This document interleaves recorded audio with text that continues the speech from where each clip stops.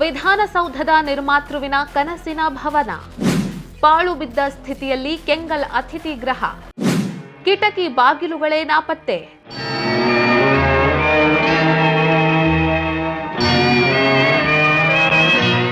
ಕೆಂಗಲ್ ಹನುಮಂತಯ್ಯ ಕರ್ನಾಟಕ ಕಂಡ ಧೀಮಂತ ರಾಜಕಾರಣಿ, ಆಧುನಿಕ ಕರುನಾಡಿನ ನಿರ್ಮಾತೃಗಳಲ್ಲಿ ಒಬ್ಬರು. ಇಷ್ಟೇ ಅಲ್ಲ, ಕೆಂಗಲ್ ಹನುಮಂತಯ್ಯ ಅಂದ ತಕ್ಷಣ ಕನ್ನಡಿಗರ ಮನದಲ್ಲಿ ಮೂಡೋದು ಬೆಂಗಳೂರಿನ ಭವ್ಯ ವಿಧಾನಸೌಧ.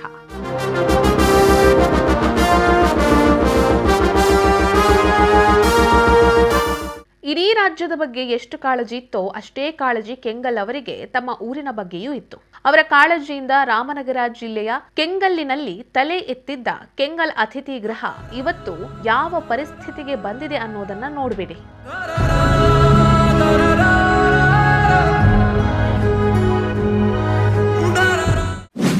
ಕೆಂಗಲ್ ಆಂಜನೇಯನ ಪಕ್ಕದಲ್ಲೇ ಇದ್ದರೂ ದಿವ್ಯ ನಿರ್ಲಕ್ಷ್ಯ. ಅನೈತಿಕ ತಾಣವಾಗಿದೆ ಐತಿಹಾಸಿಕ ಭವನ. ಬೆಂಗಳೂರು ಮೈಸೂರು ಹೆದ್ದಾರಿಯಲ್ಲಿರುವ ಚನ್ನಪಟ್ಟಣ ತಾಲೂಕಿನ ಕೆಂಗಲ್ ಬಳಿಯ ಚಂದ್ರಗಿರಿ ದೊಡ್ಡಿಯಲ್ಲಿರುವ ಕೆಂಗಲ್ ಭವನದ ಚಿತ್ರಣ. ಶಾಸಕ, ಮುಖ್ಯಮಂತ್ರಿ, ಸಂಸದ ಹಾಗೂ ಕೇಂದ್ರ ಸಚಿವರೂ ಆಗಿದ್ದ ಕೆಂಗಲ್ ಹನುಮಂತಯ್ಯ ಹುಟ್ಟೂರು ಹಾಗೂ ಸ್ವಕ್ಷೇತ್ರ ರಾಮನಗರದಿಂದ ಎಂದೂ ದೂರ ಆಗಿರಲಿಲ್ಲ. ತಮ್ಮ ಮನೆ ದೇವರು ಕೆಂಗಲ್ ಆಂಜನೇಯ ಸ್ವಾಮಿಯನ್ನೂ ಮರೆತಿರಲಿಲ್ಲ. ತಮ್ಮ ಅಧಿಕಾರಾವಧಿಯಲ್ಲಿ ಕೆಂಗಲ್ನಲ್ಲಿ ಬೃಹತ್ ಆಂಜನೇಯ ದೇವಾಲಯ ನಿರ್ಮಾಣಕ್ಕೆ ಮುನ್ನುಡಿ ಬರೆದ್ರು. ಆಗಿಂದಾಗೆ ದೇವಾಲಯಕ್ಕೆ ಭೇಟಿ ನೀಡ್ತಾ ಇದ್ರು.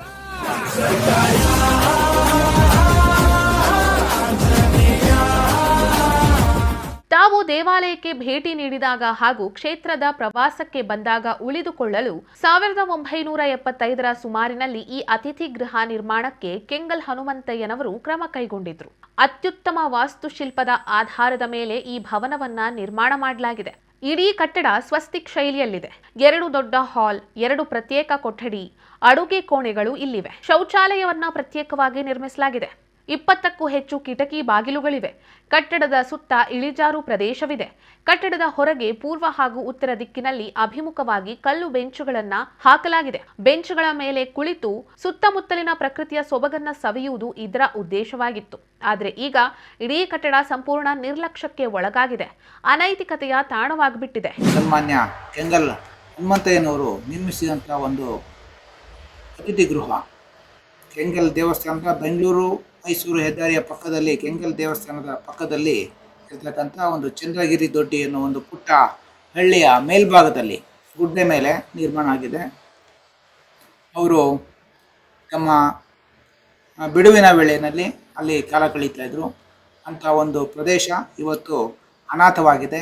ಗಿಡಗಂಟೆಗಳು ಬೆಳ್ಕೊಂಡು ಅಲ್ಲಿ ಅನೈತಿಕ ಚಟುವಟಿಕೆಗಳು ಕೂಡ ನಡೀತಾ ಇದೆ. ಒತ್ತುವರಿಗಳು ಕೂಡ ಆಗಿದೆ. ಅಲ್ಲಿ ಸುಮಾರು 8 ಎಕರೆ ಇದ್ದಂಥ ಜಮೀನು ಸರ್ಕಾರದಿಂದ ಮಂಜೂರಾತಿ ಪಡ್ಕೊಂಡು ಕೆಲವರು ಬೇಸಾಯ ಮಾಡ್ತಾ ಇದ್ದಾರೆ.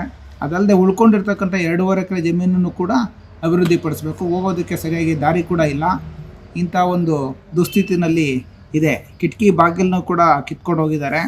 ಅನೈತಿಕ ಚಟುವಟಿಕೆಯ ತಾಣ ಆಗಿದೆ. ಘಟಾನುಘಟಿ ರಾಜಕಾರಣಿಗಳ ತಂತ್ರಗಾರಿಕೆಯ ತಾಣ. ಇಂದಿರಾ ಗಾಂಧಿ ಭೇಟಿ ನೀಡಿದ್ದ ಅಪರೂಪದ ಕಟ್ಟಡ. ವಿಶಿಷ್ಟ ಶೈಲಿಯ ಅತಿಥಿ ಗೃಹಕ್ಕೆ ಬೇಕಿದೆ ಕಾಯಕಲ್ಪ. ಕೆಂಗಲ್ ಹನುಮಂತಯ್ಯ ಅವರು ಕಟ್ಟಿಸಿರುವ ಅತಿಥಿ ಗೃಹಕ್ಕೆ ಮಾಜಿ ಪ್ರಧಾನಿ ಇಂದಿರಾ ಗಾಂಧಿ ಸೇರಿದಂತೆ ಹಲವು ಘಟಾನುಘಟಿ ರಾಜಕಾರಣಿಗಳು ಭೇಟಿ ನೀಡಿದ್ದಾರೆ. ಅಂದಿನ ರಾಜಕೀಯದ ಚದುರಂಗದಾಟದ ಚರ್ಚೆಯೂ ಇಲ್ಲಿ ನಡೀತಾ ಇದ್ವು. ಹನುಮಂತಯ್ಯನವರು ಕೂಡ ಹೆಚ್ಚಿನ ಸಮಯ ಇಲ್ಲೇ ಕಳೀತಾ ಇದ್ರು. ಇಂದು ಕೆಂಗಲ್ ಹನುಮಂತಯ್ಯನವರ 118ನೇ ಜನ್ಮದಿನ. ಇವತ್ತಿನಿಂದಾದರೂ ಈ ಕಟ್ಟಡದತ್ತ ಆಡಳಿತಗಾರರು ಗಮನ ಹರಿಸಬೇಕು ಎಂಬ ಕೂಗು ಕೇಳಿ ಬಂದಿದೆ.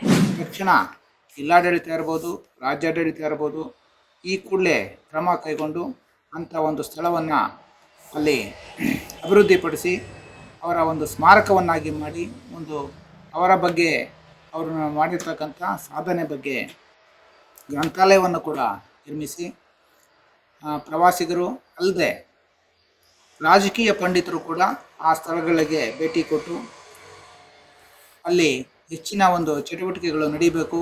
ಈ ರಾಜ್ಯದ ರಾಜಕೀಯ ಚಟುವಟಿಕೆಯ ತಾಣವಾಗಿದ್ದಂಥ ಒಂದು ಸ್ಥಳ ಮತ್ತೆ ಅದು ಬರಬೇಕು, ಒಂದು ನಮ್ಮ ಮುಖ್ಯ ಕೇಂದ್ರ ವಾಹಿನಿಗೆ ಬರಬೇಕು ಅಂತ ಒಂದು ಸ್ಥಳವನ್ನು ಎಲ್ಲರೂ ಕೂಡ ಅಲ್ಲಿ ಭೇಟಿ ಕೊಟ್ಟು ನೋಡಿ.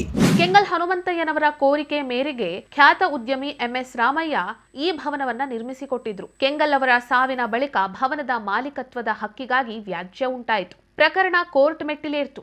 ಅಂದಿನಿಂದ ಇಂದಿನವರೆಗೆ ಈ ಕಟ್ಟಡದ ಬಗ್ಗೆ ಯಾವ ಸರ್ಕಾರವೂ ತಲೆ ಕೆಡಿಸಿಕೊಂಡೇ ಇಲ್ಲ. ಇತ್ತೀಚಿನ ದಾಖಲೆಗಳಲ್ಲೂ ಕೆಲವು ಗೊಂದಲಗಳು ಸೃಷ್ಟಿಯಾಗಿದೆ. ಈ ಜಾಗ ಕೆಂಗಲ್ ಆಂಜನೇಯ ಸ್ವಾಮಿ ದೇವಸ್ಥಾನ ಟ್ರಸ್ಟ್ಗೆ ಸಂಬಂಧಪಟ್ಟಂಥ ಜಾಗ ಇದು ರೆಕಾರ್ಡ್ ಏನು ಮಾಡವ್ರೆ ಅಂದರೆ ಸರ್ವೆ ನಂಬರ್ 18 ಇದು ಮೂಲ 18 ಜಮೀನು ಸ್ಕೆಚ್ ತೊಗೊಂಡೋಗಿ ಏನು ಮಾಡವ್ರೆ 1976 ರೆಕಾರ್ಡ್ ಆಗೋದಿತ್ತು. ಹನುಮಂತಯ್ಯನವರು ಕೆಂಗಲ್ ದೇವಸ್ಥಾನ ಕಡೆಯಿಂದ ಕಿಮ್ಮತ್ ಕಟ್ಟಿ ಸಾಗುವಳಿಯಾಗಿ OM ಆಗಿ ಸ್ಕೆಚ್ಚಲಾಗಿದೆ. ಈ ಅಧಿಕಾರಿಗಳ ವ್ಯತ್ಯಾಸದಿಂದ ಏನಾಗಿದೆ, ಸರ್ವೆ ನಂಬರ್ 18ರಲ್ಲಿ ಮಾಡಬೇಕಾದಂಥ ಸ್ಕೆಚ್ನ ಸರ್ವೆ ನಂಬರ್ 20ರಲ್ಲಿ ಸ್ಕೆಚ್ ಮಾಡಿಬಿಟ್ಟವ್ರೆ. ಪಾಣಿ 150ನೇ ಸರ್ವೆ ನಂಬರ್ 100 ರೂಪಾಯಿ ಕೋಡಿ 150 ಕೋಡಿ ಪಾಣಿನೂ ಓಡ್ತಾ ಇದೆ. ಕೆಂಗಲ್ ಆಂಜನೇಯ ಸ್ವಾಮಿ ದೇವಸ್ಥಾನ ಅಂತಲೇ ಓಡ್ತಾ ಇದೆ. ವ್ಯತ್ಯಾಸ ಏನಾಗಿದೆ, ಸ್ಕೆಚ್ ಮಾತ್ರ ಡಿಫ್ರೆನ್ಸ್ ಆಗಿದೆ. ಮೂಲ 18ನೇ ಸರ್ವೆ ನಂಬರ್ ಸ್ಕೆಚ್ ಆಗಬೇಕಾದದ್ದು 20ರಲ್ಲಿ ಸ್ಕೆಚ್ ಆಗಿದೆ. ಆದ್ದರಿಂದ ಅದು ಸರಿಪಡಿಸಿ ನಾನು ಕೆಂಗಲ್ ಅವ್ರಿಗೂ ರಘು ಅವ್ರಿಗೆ ಎಲ್ಲನೂ ಡಾಕ್ಯುಮೆಂಟ್ಸ್ ತಲುಪಿಸಿದೆ. ಅವರು ಅದೇನು ಅದ್ರ ಬಗ್ಗೆ ಮಾಹಿತಿ ಏನು ಮಾಡಿದ್ರು ಅದ್ರ ಬಗ್ಗೆ ಮಾಹಿತಿ ಇಲ್ಲ. ಇಂಥ ಕಾನೂನು ತೊಡಕುಗಳಿರಲಿ, ದಾಖಲೆಗಳಲ್ಲಿ ಕಂಡುಬರುವ ದೋಷಗಳಿರಲಿ, ಇವುಗಳನ್ನು ನಿವಾರಿಸೋದು ಸರ್ಕಾರಕ್ಕೆ ಕಷ್ಟವೇನಲ್ಲ. ಇವುಗಳ ಬಗ್ಗೆ ಗಮನ ಕೊಡಬೇಕು ಮತ್ತು ಭವನವನ್ನ ಸರ್ಕಾರ ತನ್ನ ವಶಕ್ಕೆ ಪಡಿಬೇಕಷ್ಟೇ. ಇವತ್ತು ಈ ಭಾಗದ ಮಣ್ಣಿನ ಮಗ ಅಂತ ಕರೆಸಿಕೊಳ್ಳುವ DK ಶಿವಕುಮಾರ್ ಅವರು ರಾಜ್ಯದ ಉಪಮುಖ್ಯಮಂತ್ರಿಯಾಗಿದ್ದಾರೆ. ಮುಖ್ಯಮಂತ್ರಿಯ ಕುರ್ಚಿಯ ಮೇಲೆ ವಿರಾಜಮಾನರಾಗುವ ಕನಸನ್ನ ಕಾಣ್ತಾ ಇದ್ದಾರೆ. ಬೆಂಗಳೂರನ್ನ ಬ್ರ್ಯಾಂಡ್ ಮಾಡಲು ಹೊರಟಿದ್ದಾರೆ. ರಾಮನಗರ ಜಿಲ್ಲೆನ ಬೆಂಗಳೂರು ದಕ್ಷಿಣ ಜಿಲ್ಲೆ ಅಂತ ಮಾಡಿದ್ದಾರೆ. ಆದ್ರೆ ಅವರಿಗೆ ತಮ್ಮ ಮನೆಯ ಅಂಗಳದಲ್ಲೇ ಇರುವ ಕೆಂಗಲ್ ಅವರ ಮನೆಯ ದಯನೀಯ ಸ್ಥಿತಿ ಕಣ್ಣಿಗೆ ಬೀಳ್ತಿಲ್ಲ.